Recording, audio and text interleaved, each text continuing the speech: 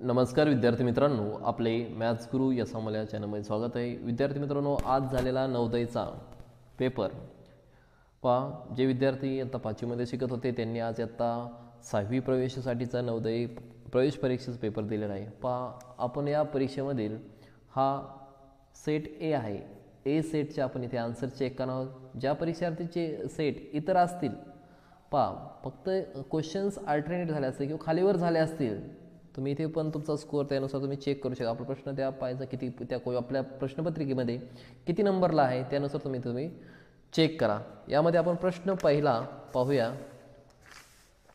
मानसिक क्षमता परीक्षण भाग 1. प्रश्न क्रमांक 1 ते 4 मध्ये 4 उत्तर आकृत्या दाखवलेल्या आहेत. या 4 आकृत्यांपैकी 3 आकृत्या कोणत्या तरी बाबतीत समान आहेत आणि एक आकृती त्यांच्यापासून निराळी आहे. त्या निराळ्या आकृतीची निवड करा. आपले उत्तर जसे ठीक आहे. म्हणजे या निराळ्या आकृती म्हणजे काय, वेगळी आकृती आपल्याला इथे शोधायची आहे. यामध्ये पहा, 1चं उत्तर आहे ऑप्शन क्रमांक सी. त्यानंतर 2चं उत्तर आहे ऑप्शन क्रमांक ए. त्यानंतर 3चं उत्तर आहे ऑप्शन क्रमांक सी. 4चं उत्तर आहे ऑप्शन क्रमांक 1. त्यानंतर पुढचा प्रश्न 5वा प्रश्न पहा.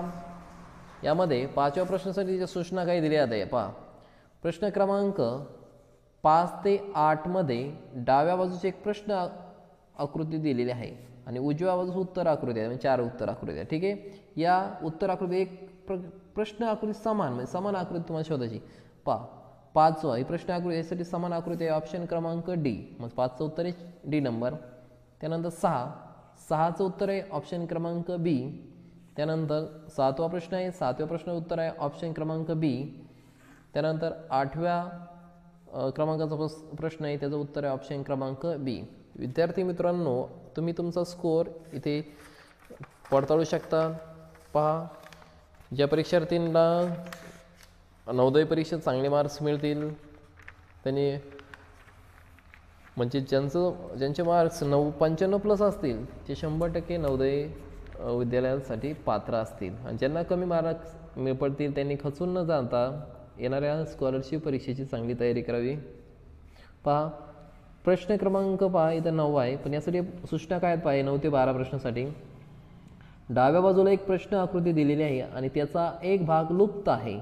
उजव्या बाजूस ए बी सी डी अशा 4 उत्तर आकृतीवर विचार करा. दिशा न बदलता प्रश्न आकृतीच्या संरचनेत आढळणारे प्रश्न आकृतीच्या संरचनेत लुप्त भागात, इथं भाग हे लुप्त भाग दिलेला आहे. ठीक आहे.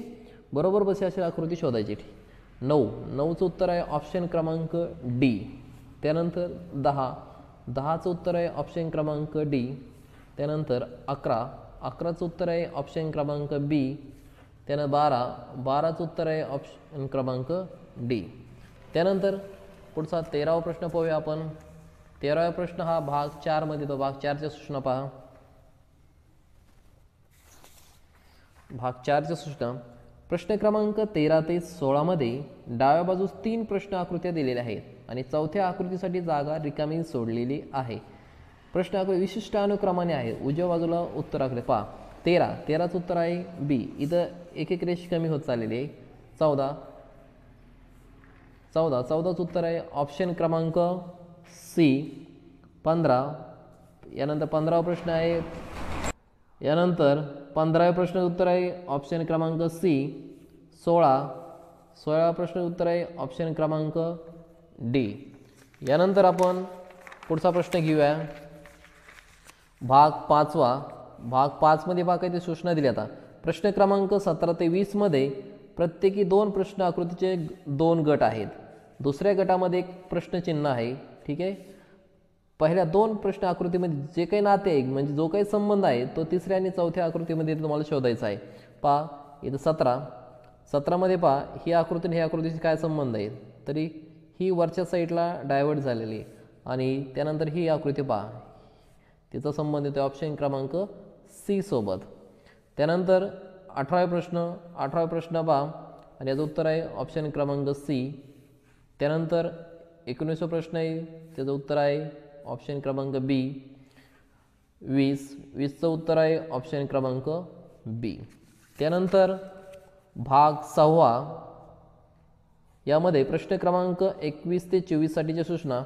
एका भूमितीतील आकृतीचा म्हणजे यामध्ये त्रिकोण, चौरस, वर्तुळ एक भाग डाव्या बाजूस प्रश्न आकृतीच्या स्वरूपात आहे आणि दुसरा भाग उजव्या बाजूस 4 आकृत्यामध्ये दिलेला आहे.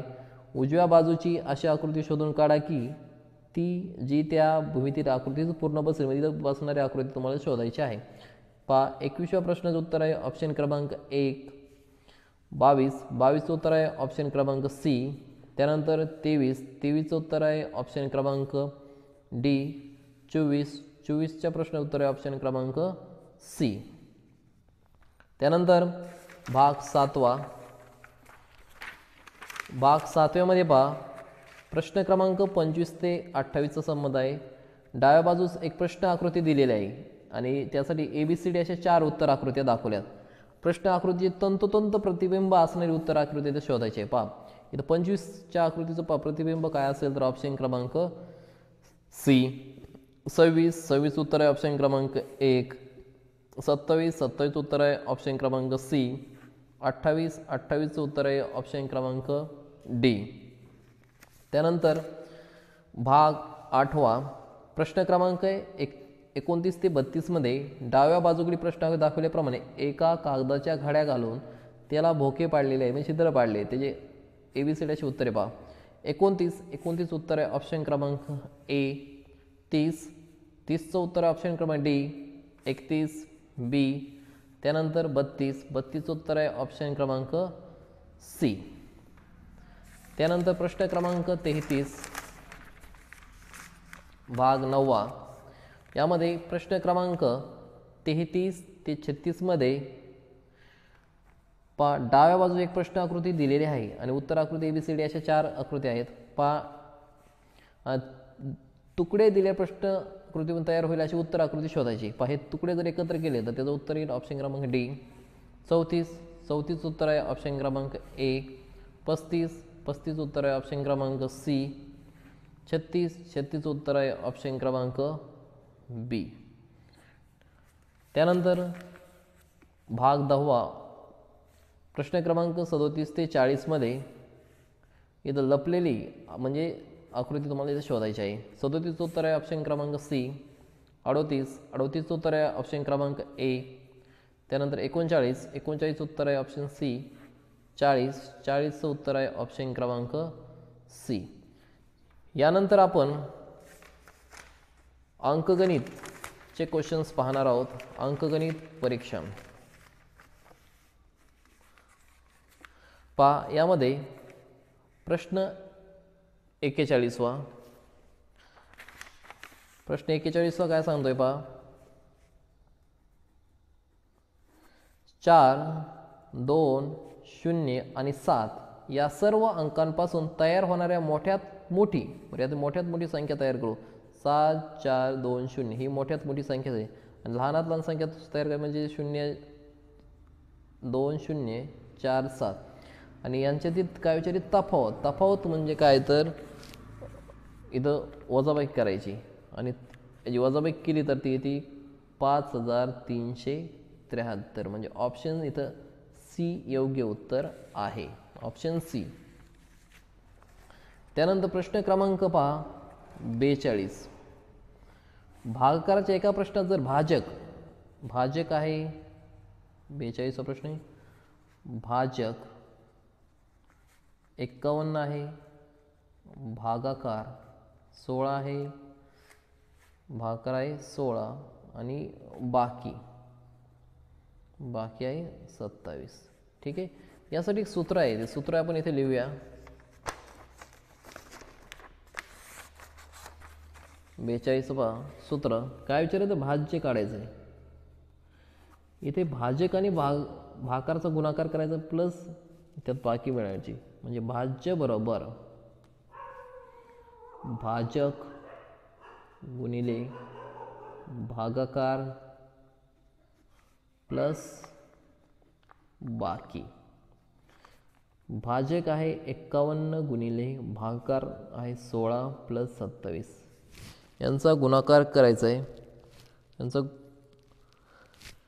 यांचा गुणाकार करा आणि त्यामध्ये काय प्लस 27 ॲड करायचे आणि ॲड केल्यानंतर उत्तर येते 843 म्हणजे ऑप्शन क्रमांक ए.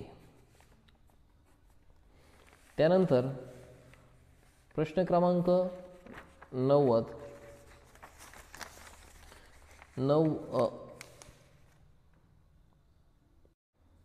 प्रश्न क्रमांक पहा इथे 43वा प्रश्न घेऊया.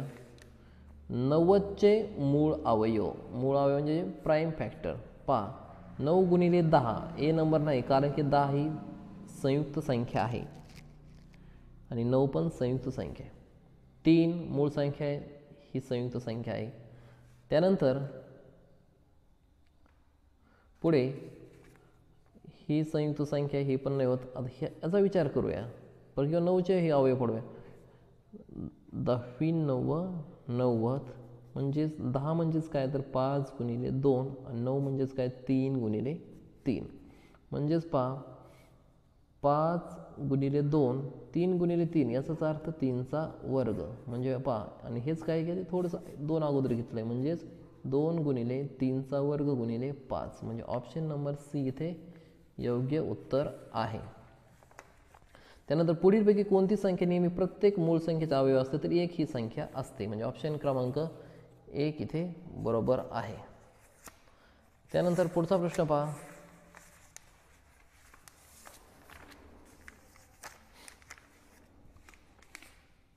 जर 9432 भागिले 1.25 तर उत्तर एवढे येतं तर 9 भागिले 432 9.432 भागिले 12.5 वर याचाच अर्थ पहा असं जशी लिहिली 9 आणि हे 12 9/12 म्हणजेच किती तर पहा ह्याला भाग दिला तर 0 पॉईंट समथिंग काही तर उत्तर येणार आहे. ठीक आहे म्हणजे ऑप्शन क्रमांक बी इथं योग्य उत्तर आहे. तुम्ही असा पण प्रश्न हे सॉल्व्ह करू शकता.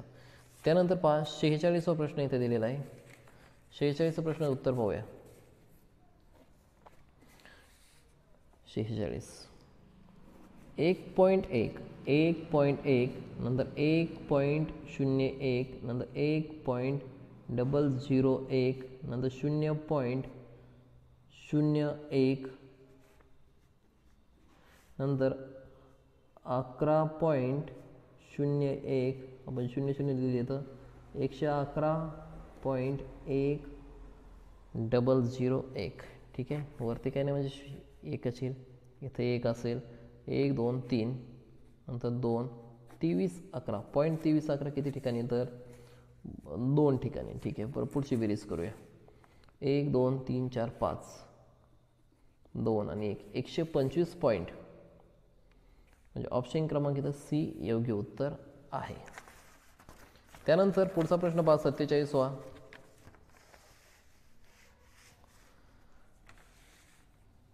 तीन प्लस ठीक आहे संख्या लिहून घेऊ आपण कशा सोडवायच्यात ते. 47 पहा 3 प्लस पर इथे पहा 1 2 3 4 5 6 म्हणजे 6 शून्य येतं म्हणजे आपण त्यांचं छेद समान करून घेऊया.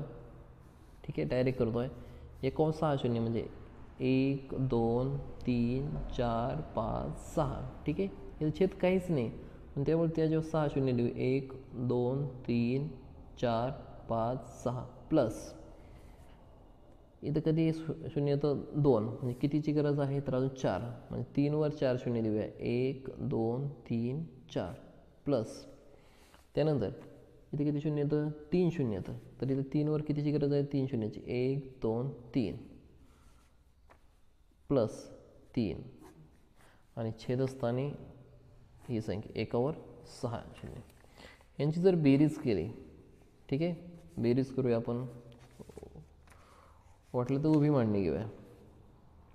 3 ला 3 1 2 3 4 5 6 1 2 3 4 5 6 त्यानंतर 4 1 2 3 4 1 2 3 4 आणि 3 ला 3 नंतर इथे 3 1 2 3 1 2 3 आणि 3 ला 3. ओके यांची बेरीज करूया. 3 ला 3 0 0 3 3 0 3. ठीक आहे अशी संख्या आहे आणि याला भाग द्यायचा आहे एकाव किती संख्या तर 6 शून्य 1 2 3 4 5 6 म्हणजे याचाच अर्थ 6 अंक सोडून पॉईंट येईल म्हणजे 1 2 3 4 5 6 म्हणजे 3 पॉईंट. ऑप्शन क्रमांक बी योग्य उत्तर आहे. त्यानंतर 48वा प्रश्न घेऊया आपण. 48वा क्वेश्चन आहे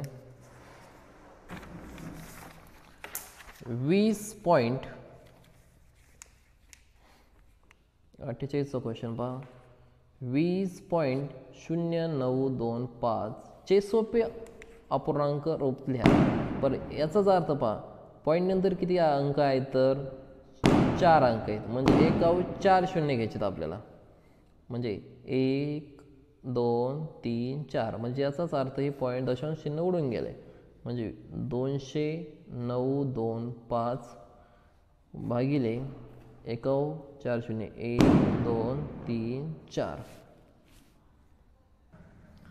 पहा इथे 5 ने भाग देऊया. 5 1 5 5 2 10 म्हणजे 2 1 2 3 1 2 3 म्हणजे खाली राहिले 2000. त्यानंतर इथं 5 ने जर भाग दिला तर वरती येत आहे 40.185 भागिले 2000.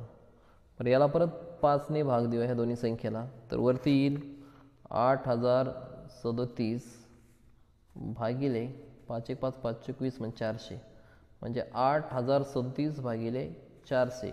ऑप्शन क्रमांक इथे सी योग्य उत्तर आहे. त्यानंतर पुढचा प्रश्न आहे 49वा. प्रत्येकी 300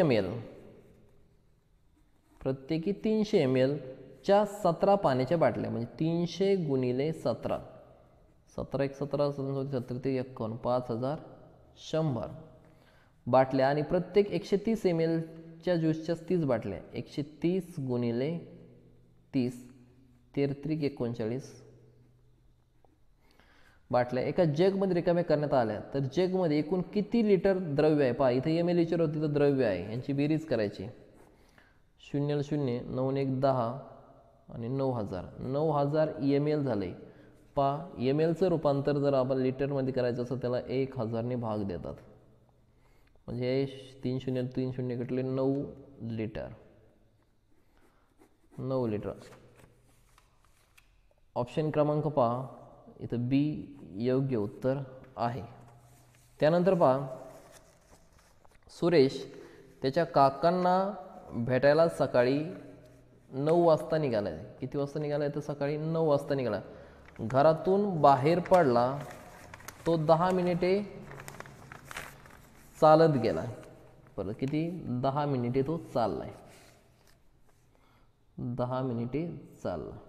त्यानंतर 1 तास 5 मिनिटे बसमधून प्रवास केला. 1 तास 5 मिनिट त्यांनी बसमधून प्रवास केला आणि शेवटी 15 मिनिटे चालत काकांच्या घरी पोचला. तो त्याच्या घरी 3 तास 20 मिनिटे थांबला 3 तास 20 मिनिटे थांबला आणि संध्याकाळी 3:30 वाजता घरी परतला. तर परतच्या प्रवासात त्याला किती वेळ लागला. ठीक आहे यांची एकूण बेरीज करून घ्या. 5 आणि 5 10 हातचाला 1 1 2 3 4 5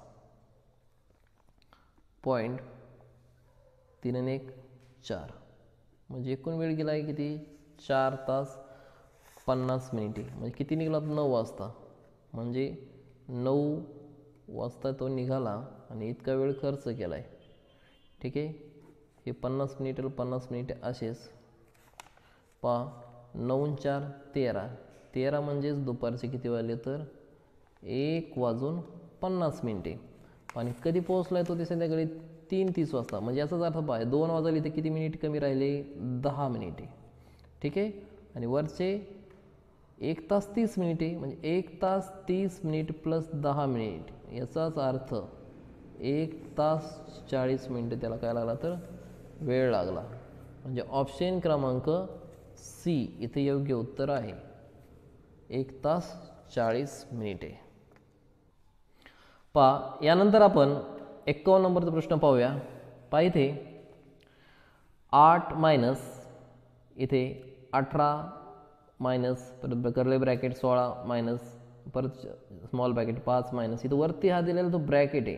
अगोदर पहा हे सॉल्व करावं लागेल तुम्हाला. इथे घेऊया 4 मायनस 1 4 मायनस 1 याचा अर्थ इथं 3 येते. ठीक आहे. काही मुलांनी काय केलं इथं -4 -1 -5 आणि 5 मधून 5 इथं 0 होतं. हे ते चुकलेलं आहे. आता इथे आहे 5 म्हणजे 5 मायनस 3 आणि तिथे आहे -16 मायनस आणि त्याने तरी कर्ली इथं ब्रॅकेट असं आहे आणि इथे आहे 18 मायनस आणि परत इथं ब्रॅकेट आणि 8. ठीक आहे. रिवर्स पद्धतीने लिहून घेतलं आपण. पहा इथे 5 मधून 3 गेली राहिली 2 16 मधून इथं 2 गेले राहिले 14 18 मधून 14 गेले राहिली इथं 4 आणि 8 मधून 4 गेले तर राहिले इथे 4. ऑप्शन क्रमांक सी इथं योग्य उत्तर आहे. प्रश्न 52वा 33/40 मधून काय वजा केल्यावर उत्तर 11/40 येईल. म्हणजे आपण x घेतलंय म्हणजे हे इकडे येईल 33/40 मायनस 11/40 बरोबर x. इथं पाया समान आहे. पहा 33 मधून 11 गेले तर राहिले तर 22 22/40 बरोबर x. इथं 2ने भाग दिलाय 11 आणि 2ने भाग दिला तर 20 म्हणजे 11/20. ऑप्शन क्रमांक ए इथे योग्य उत्तर आहे. त्यानंतर आपण पहा इथे प्रश्न क्रमांक 53 पाहतो. प्रश्न 53 पहा 5/22 हे सगळ्यांचे छेद समान आहेत. ठीक आहे. आपण बेरीज करूया इथे. पहा 7 आणि 5 12 प्लस प्लसचे घेऊ 7 आणि 5 12 आणि इथे 12 9 इथे 21 येते. ठीक आहे. आणि मायनस इथं मायनस आहे म्हणजे -3 -1 -4 होतात आणि छेदस्थानी होईल 22 म्हणजे इथं 21 मधून 4 गेले 17 17 छेदस्थानी 22. ऑप्शन क्रमांक बी इथे योग्य उत्तर आहे. त्यानंतर पुढचा प्रश्न पहा 54 नंबरचा. एक दुकानदार 1 रुपयाच्या 5 चॉकलेट्स विकत घेतो म्हणजे ही खरेदी किंमत झाली आणि 1 रुपयाच्या 4 या दराने विकतो म्हणजे विक्री किंमत झाली. परंतु 125 रुपयांचा फायदा करून घेण्यासाठी तो किती चॉकलेट्स विकतो. पहा 54 नंबरचा प्रश्न आहे. पहा 1 रुपयाच्या 5 चॉकलेट. तर प्रश्न असा आहे मग 1 चॉकलेट किती रुपयाला म्हणजे याचाच अर्थ 1/5 म्हणजेच 5ने 1ला भाग दिला तर इथे उत्तर 0.20 रुपये ही झाली त्याची खरेदी किंमत. ठीक आहे. विकत घेतो म्हणजे खरेदी किंमत. त्यानंतर पहा 1 रुपयाच्या 4 या दराने विकतो म्हणजे 4 चॉकलेट 1 रुपयाला विकतो म्हणजे 1 चॉकलेट किती रुपयाला मिळेल तर 1/4 म्हणजे 0.25 रुपये ही झाली विक्री किंमत. पहा नफा तुम्हाला काढता येतो. विक्रीमधून खरेदी मायनस केला तर नफा मिळेल 0.05 रुपये. तर आपल्याला किती नफा पाहिजे एकूण 125 रुपये म्हणजे 125 पहा इथे नफा आपल्याला 0.05 रुपये मिळालेला आहे. म्हणजे याचाच अर्थ आपल्याला 125 रुपयाचा फायदा करायचा असेल तर किती चॉकलेट्स लागतील म्हणजे 125ला 0.05 ने भाग द्या. इथं पहा पॉईंट नंतर 2 अंक आहेत म्हणजे इथं हे पॉईंट काढत असं 2 ते 2 शून्य मिळतील म्हणजे 125 वर 2 शून्य छेदस्थानी 5 5 1 5 25 5 125 म्हणजे वरती राहिलं 00 म्हणजे 2500 उत्तर बरोबर आहे. म्हणजे किती चॉकलेट्स लागतील तर 2500 चॉकलेटची इथे आवश्यकता आहे. 55 नंबरचा प्रश्न. टीनाने एक स्कूटर 55,000 रुपयात खरेदी केली. स्कूटर कितीला घेतली तर 55,000 रुपयात स्कूटर घेतली. तिने त्याच्या दुरुस्तीवर 3,400 रुपये खर्च केले आणि मैत्रिणीला 56,030 रुपयामध्ये काय तर तिने विकली. तर तिला या व्यवहारात नफा झाला की तोटा. बरं याची बेरीज करावं लागेल. 0 0 4 5 आणि 3 8. ठीक आहे. म्हणजे खरेदी झाली तर 58,400 आणि विकलेली 56,030. म्हणजे याचा अर्थ 100% तोटा झालेला आहे. ठीक आहे. म्हणजे तो तोटा पकडा 58,400 मायनस 56,030 यांची जर वजाबाकी केली तर ती 2,370 रुपये तोटा. म्हणजे ऑप्शन क्रमांक बी योग्य उत्तर आहे. त्यानंतर पुढचा प्रश्न आहे चौरसाकार बागेचा. एका चौरसाकार बागेची 50 मीटर आहे. बरं ही चौरसाकार बाग आहे थोडक्यात अशी. ही बाजू किती 50 मीटरची. बागेच्या आतल्या बाजूला चौकडे असं आतल्या बाजूने काय केले तर 2.5 म्हणजे हे अंतर आहे 2.5. हे पण आहे 2.5. हे पण 2.5 म्हणजे हे पण 2.5 म्हणजे 2.5 2.5 याचा अर्थ 5 मीटर म्हणजे 50 मीटर हे अंतर झालं आहे. ठीक आहे. जर ह्याचं क्षेत्रफळ काढलं. क्षेत्रफळचा फॉर्म्युला आहे बाजूचा वर्ग 50 गुणिले 50. 5 5 25 2,500. ठीक आहे. त्यानंतर ह्याचं क्षेत्रफळ काढलं 45 गुणिले 45. 45 गुणिले 45 ह्यांचा जर गुणाकार केला तर तो येतो म्हणजे 45चा वर्ग 2,025. ह्यांची वजाबाकी करा. वजाबाकी केली तर ती 475. आता किती खर्च सांगितला आहे तर 10 रुपयाने गुणिले इथे 10 करा म्हणजे 4,750. ऑप्शन क्रमांक बी इथे योग्य उत्तर आहे 4,750. त्यानंतर इथे तुम्हाला प्रश्न विचारला आहे खालील आकृतीपैकी कोणाचे क्षेत्रफळ सर्वात जास्त आहे. आयताचे क्षेत्रफळाचा फॉर्म्युला आहे लांबी गुणिले रुंदी ह्यांचा गुणाकार केला देतो 180. ह्यांचा येतं 14 गुणिले 14 196. ह्यांचा घेतं 12 गुणिले 16 केलं तर 192. आणि याचं 17 गुणिले 11 केला याचा गुणाकार करून आणि ह्याचं अचूक उत्तर आहे सर्वात जास्त विचारले म्हणून चौकोन बी म्हणजे 196 उत्तर इथं योग्य आहे 196. त्यानंतर पुढचा प्रश्न सायकलच्या चाकात एकूण 24 तारा असतात. बरं सायकलचं चाक कसं असतं तर गोल असते. गोल म्हणजे किती अंशाचं असते तर 360 अंशाचं असते. सायकलचं चाक आहे थोडक्यात असंच चाक. ठीक आहे. आणि याच्यामध्ये किती तार आहेत तर 24 तार आहेत. म्हणजे 360 अंशाला जर आपण 24ने भाग दिला तर 15 अंश उत्तर येते. म्हणजे 2 लगतच्या तारामधील कोण किती असेल तर 15 अंशाचा. त्यानंतर घड्याळात संध्याकाळचे 6 वाजताना म्हणजे घड्याळाशी असते इथं 6 इथं 12 आणि सरळ 6 वाजताना तास व मिनिट काट्या यांच्यामध्ये कोण किती असतो तर सरळ कोण असतो. सरळ कोण हा नेहमी 180 अंशाचा असतो. त्यानंतर पुढचा प्रश्न PQRS यांनी सोडविल्या प्रश्नाची संख्या. ठीक आहे. आता इथं P ने 4 Q ने 6 R ने 10 आणि S ने 8. तर असा प्रश्न दिला आहे स्तंभालेखाच्या आधारे हे शोधा की Q आणि R. Q किती आहे Q आहे Q बरोबर 6 आणि R बरोबर आहे 10. ठीक आहे. Q आणि R 6 आणि 10 16. प्रश्न संख्या आहे P आणि S. P ने आहे P बरोबर आहे 4 आणि S बरोबर आहे 8. 8 आणि 4 12. ठीक आहे.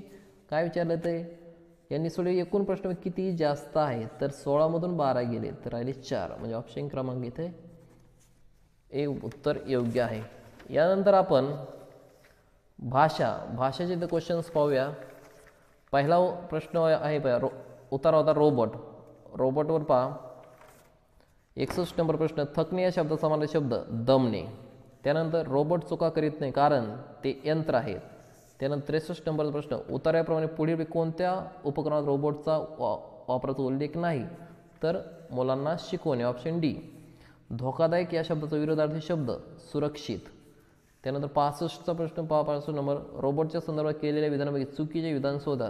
तर 4 नंबर, बहुंशी रोबोट माणसासारखे दिसतात. त्यानंतर पुढचा प्रश्न आहे 66 नंबरचा, परिच्छेद क्रमांक 2 हा सोनेरी गरुडा विषय पहा. सोनेरी गरुड बहुंशी डॅश डॅश आढळतो तर तो उत्तरी गोलार्धात. मादी गरुड पक्षी डॅश डॅश यावर ओळखता येते तर तिचा आकार मोठा असतो. पहा 68 नंबर, घरटी बांधण्यासाठी गरुडा कोणती जागा उपयुक्त वाटते तर उंच अवकाशात म्हणजेच आकाशात. त्यानंतर 69 प्रश्न, दिमागदार शब्दाचा समानार्थी शब्द ओळखा तर भव्य. 70, पुढीलपैकी मोठा या शब्दाचा विरोधार्थी नसलेला शब्द म्हणजे व्यापक. त्यानंतर प्रश्न क्रमांक 71 पहा, पुस्तक. 71 उत्तर आहे 4 म्हणजे डी उपयोगी. 72 नंबर प्रश्न पहा, काल प्रभात पुस्तक टिकून राहतात कारण त्यात महान विचार असतात. 73, पुढीलपैकी अनुपयुक्त शब्दाचा समानार्थी शब्द शोधा तर अयोग्य. 74 नंबर, जगात उत्तम पुस्तके जतन केले जाते कारण जीवनाच्या अनेक क्षेत्रात मदत करतात. 75, परिच्छेदात पडझड हा शब्द कोणत्या अर्थाने वापरला गेला आहे तर ढासळणे. आणि शेवटचा परिच्छेद आहे हा आहे सर्व प्रकारचे कोळी जाळविणतात त्या संदर्भात पहा. 76, सदर परिच्छेद मुख्य विषय आहे कोळ्याच्या जाळ्याचे महत्त्व, ऑप्शन ए करेक्ट. त्यानंतर 77, कोळ्याच्या जाळ्या संदर्भात कोणते विधान चुकीचे आहे, सी ते पाण्याचा शोध घेते. 78, अडकला या शब्दाचा समानार्थी शब्द शोधा तर चिकटला, ए नंबर करेक्ट आहे. जाळ्यात काही अडकले आहे हे कोळ्याला कसे समजते तो अनुभवतो. आणि शेवटचा प्रश्न आहे परिच्छेदात शेवटी आलेला अस्तित्व या शब्दाचा अन्वयार्थ म्हणजे जगणे. Okay, thank you so much.